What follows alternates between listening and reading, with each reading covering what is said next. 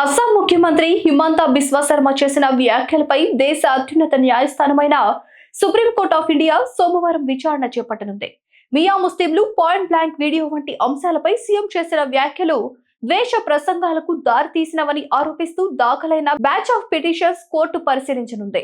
ఈ కేసును ప్రధాన న్యాయమూర్తి సూర్యకాంత్, న్యాయమూర్తి జోయ్ మాల్యా బాగ్చి ధర్మాసనం విచారించనుంది. వివాదానికి దారితీసిన పాయింట్ బ్లాంక్ వీడియో ఇటీవల భారతీయ జనతా పార్టీ అస్సాం అధికారిక ఎక్స్ ఖాతాలో ఒక వీడియో పోస్ట్ చేయబడింది. అందులో అస్సాం సీఎం ముస్లిం సమాజానికి చెందినట్లుగా కనిపించే వ్యక్తులపై కాల్పులు జరుపుతున్న దృశ్యాలు ఉన్నాయని ఆరోపణలు వచ్చాయి. ఈ వీడియో సామాజిక మాధ్యమాల్లో తీవ్ర విమర్శలకు గురైంది. వ్యతిరేకత పెరగడంతో ఆ వీడియోను తర్వాత తొలగించారు. అయితే అప్పటికే అది దేశవ్యాప్తంగా చర్చనీయాంశమైంది. ఎఫ్ఐఆర్ ఎస్ఐటి డిమాండ్ ఈ వివాదం నేపథ్యంలో సీఎంపై ప్రథమ సమాచార నివేదిక నమోదు చేయాలని, అలాగే ప్రత్యేక దర్యాప్తు బృందం ఏర్పాటు చేయాలని పలు వర్గాలు సుప్రీంకోర్టును ఆశ్రయించాయి. రాష్ట్ర యంత్రాంగం లేదా కేంద్ర సంస్థలు స్వతంత్రంగా, నిష్పక్షపాతంగా విచారణ చేయలేవని పిటిషనర్లు వాదిస్తున్నారు. అందువల్ల న్యాయపరమైన పర్యవేక్షణలో ప్రత్యేక దర్యాప్తు అవసరమని కోరుతున్నారు. ఈ పిటిషన్లలో 2 కమ్యూనిస్ట్ పార్టీ ఆఫ్ ఇండియా మరియు అనీర్ ఆజాద్ తరపున దాఖలయ్యాయి.